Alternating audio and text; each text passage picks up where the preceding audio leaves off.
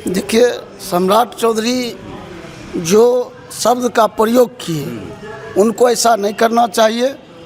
यह नेपाल का मामला था और सम्राट चौधरी जैसे लोग हिंदुस्तान में भी दंगा कराना चाहते हैं। वहाँ के शेर बहादुर देवा जो वहाँ के प्रधानमंत्री थे, आप लोग सब देखे उनके साथ क्या हुआ। और सम्राट चौधरी जैसे लोग को, अक्लमंद लोग को ऐसा बयान नहीं देना चाहिए। कारण भारत इस सीमावर्ती नेपाल सीमावर्ती देश पड़ता है। इसका असर ऐसे ऐसे नेता से भारत पर भी प्रभाव पड़ सकता है। और सम्राट चौधरी को जिस समय इनका उम्र नहीं पूरा था, छठियौरी नहीं हुआ था, तो लालू जी इनको मंत्री बनाए थे। तो इसी में उम्र के कारण इसको छटाया गया। तो नेता तो लालू यादव बनने वाला है। भारत के प्रधानमंत्री नरेंद्र मोदी हैं, नेपाल में घटना हो रहा है, मतलब घटना और दुर्घटना जब हो तो उसके लिए दोषी कांग्रेस ही है।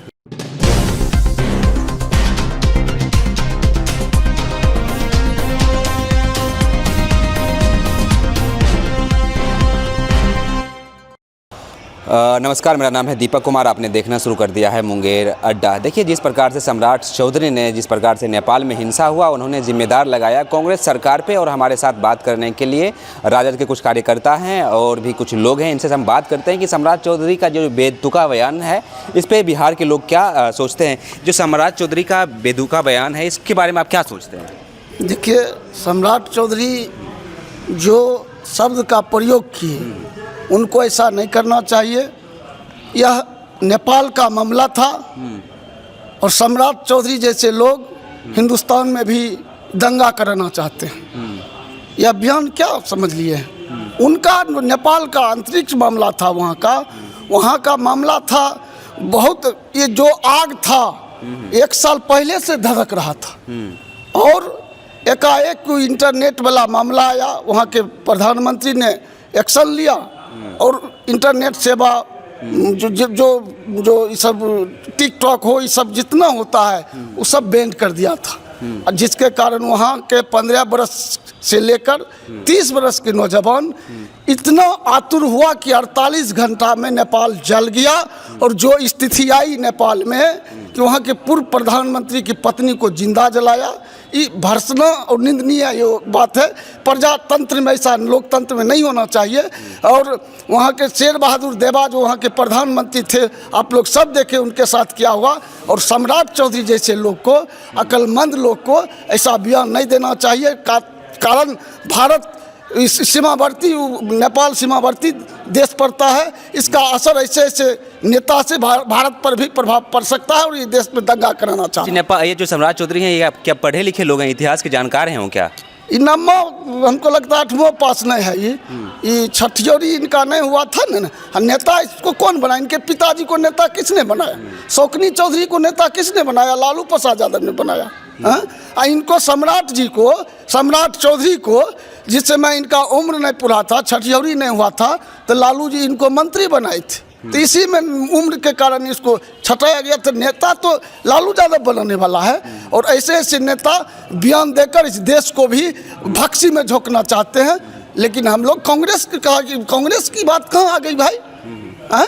जी, आप इस बयान को कैसे देखते हैं? देखिए, उनका हमेशा जो है बयान जो है बेतुका ही बयान रहता है। आप सुने होंगे, एक जगह एक मंच से कह रहे थे, हम तो एक नेता को इतना गाली दिए कि हम नेता बन गए। ठीक है, तो इस तरह का अब वो जो है ये कहता कि हम इतना समाज सेवा किए, इतना विकास किए, इतना लोग के लिए काम किए कि हम नेता बन गए। इसके जगह पर ही कहते हैं कि हम एक नेता को इतना गाली दिए कि हम नेता बन गए। तो इन लोगों से आप यही सब अपेक्षा रख सकते हैं, सम्राट चौधरी जैसे लोगों से। इससे ज़्यादा कुछ अपेक्षा नहीं रख सकते हैं कि भारत में है, भारत के प्रधानमंत्री नरेंद्र मोदी हैं, नेपाल में घटना हो रहा है, मतलब घटना और दुर्घटना जब हो तो उसके लिए दोषी कांग्रेस ही है। अब इतिहास के जानकार हैं या इतिहास के जानकार हैं तो इनको जो है, जो जिस मकसद से ही कहते हैं कि कांग्रेस की देन है, कांग्रेस के कारण से हुआ, तो इनको आज़ादी से पहले जन्म लेना चाहिए और आज़ादी की लड़ाई में भाग लेना चाहिए। तब जो है, तब इनका जो मकसद है वो मकसद पूरा हो तो पूरा करते रोड पे, सड़क पर घूम करके। तो बेतुका बयान के लिए सम्राट चौधरी जी जाने जाते हैं। इससे ज़्यादा इसके लिए क्या लगता है इनको इंटरनेशनल समझ का कमी लग रहा है या फिर ये पॉपुलैरिटी के लिए जो है ऐसा बयान दिया? सिर्फ और सिर्फ ही मतलब क्या बोले कि बेतुका बयान दे करके कैसे पॉपुलरिटी हो, कैसे लोग मतलब लाइमलाइट में कैसे रहेंगे। चूँकि बिहार के उप मुख्यमंत्री हैं तो बिहार में क्या विकास किए, बिहार के छात्र के लिए, बिहार के किसान के लिए, बिहार के युवा के लिए जो है रोजगार दिए, नौकरी दिए, क्या चीज़ किए, ये इन सभी चीज़ों पर आज तक कभी इन लोगों को बात करते देखे हैं? इन सभी चीज़ों पर ये लोग कभी बात नहीं करेंगे। ये लोग बात करेंगे हिंदू मुस्लिम दंगा फसाद, इस तरह का जो मामला आएगा तो ये लोग खुल करके सामने आते हैं और बोलते हैं। लेकिन जब बिहार का युवा रोजगार मांगने के लिए सड़क पे जाता है तो यही लोग डंडा से पिटवाते हैं, यही लोग दंगा फसाद करवाते हैं। अब क्या कहते हैं, वोट अधिकार यात्रा बिहार में चल रहा था तो बीजेपी के लोग जो है कांग्रेस के कार्यालय पे चढ़ करके हमला बोल दिया, हिंसक कम करने का प्रयास किया, अहिंसक कम किया।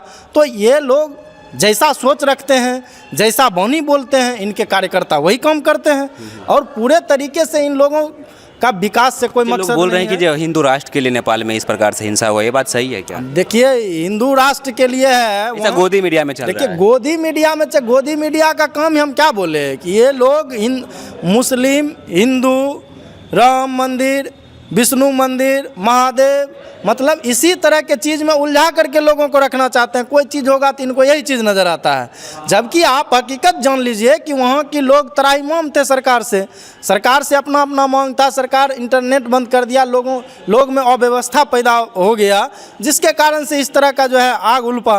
लेकिन जो है ये लोग हमेशा लाएंगे, इन लोगों के पास ये 4-5 चीज़ को छोड़ करके कोई मुद्दा मकसद नहीं है। चलिए बहुत बहुत धन्यवाद। तो आपने सुना है राजद के कुछ नेताओं के बयान। आपको जिस प्रकार से सम्राट चौधरी का बयान बेतुका लगा या फिर तर्कपूर्ण लगा वो कमेंट कीजिए, और साथ ही साथ नेपाल में जिस प्रकार से हिंसा हुआ उसका आप क्या कारण समझते हैं, कमेंट बॉक्स में अपनी प्रतिक्रिया जरूर दें। नमस्कार, मेरा नाम है दीपक कुमार, आप देख रहे हैं मुंगेर अड्डा।